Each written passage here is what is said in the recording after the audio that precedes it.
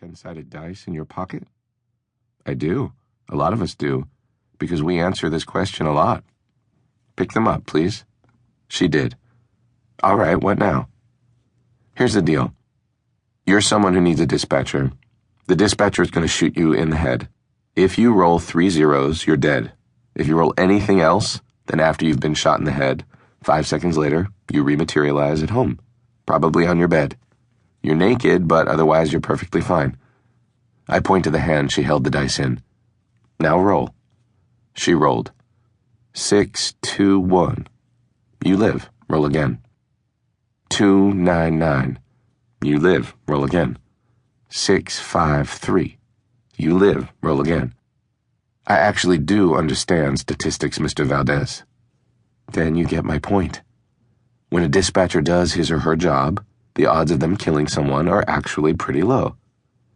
Langdon reached out to return my dice to me. You're saying about 1 chance in 1,000. I took them and pocketed them. That's what the agency says. What about your own experience? I've been doing this for 8 years. I've dispatched more than 1,000 people, probably closer to 1,400 or 1,500. They've all ended up at home, mostly in bed, naked.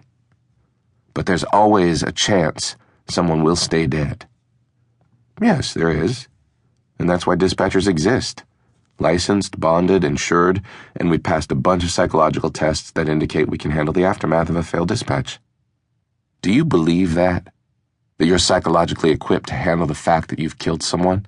I mean, that they're actually dead because of you? Another bus rolled in. I took a sip of my coffee until it drove away. Do you know about the first time anyone ever came back? I said to Langdon. Not really. It was a guy named Taylor Barnes. He and his wife go to Iceland to celebrate their anniversary or something like that. They go hiking on some cliffs. She's been having an affair, doesn't want to live with him anymore, but doesn't know how to say it, sees him peering over the edge of a cliff, and decides pushing him off the cliff is easier than an awkward conversation. He goes over, falls something like 200 feet, and hits the rocks below. And then the next thing he knows, he's home in Glendale, California, wondering what the hell just happened. It's a good question. It's a very good question. He knows his wife pushed him off the cliff. He knows he fell. He knows he died. And yet, there he is in his condo in Southern California, not dead, but very confused. He calls 911 and reports his own murder in Iceland. Everyone else is very confused as well, including his wife. Until it starts happening everywhere. Right. The United States has something like 40 or 50 murders a day, and all of those murder victims just stop dying. Or they die but show up at home naked and bewildered. That bomb went off in Athens, killing 80 tourists at the Parthenon, and all but one of them ended up back in their country of origin. In Afghanistan, hundreds of fighters dying in that Kabul offensive and showing up at home a couple of seconds later naked as the day they were born. And finally someone figures out the pattern. Someone has to kill you in order for you to come back. That's right. I signaled the waiter to get more coffee. If you die of natural causes, you're dead. If you commit suicide, you're dead. If you accidentally fall down an elevator shaft or drop a radio in your bathwater, you're dead. But if someone pushes you down that elevator shaft or drops that radio into your tub, you come back 999 times out of 1,000. Okay, Langdon said. And this has to do with you being psychologically prepared to kill someone how? The waiter arrived with more coffee. Murder victims come back, I said, picking up the cup.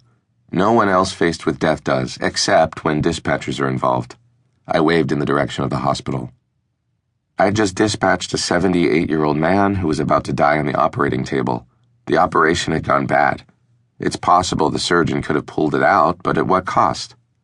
The trauma to the body was so significant at that point that the patient was never likely to get back to where he was before the operation in terms of quality of life.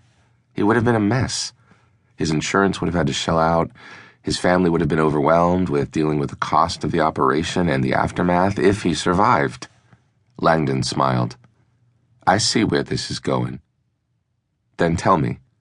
You're detailing this nightmare scenario, and now you're going to tell me how you offer a better alternative. You got it. I dispatched the patient.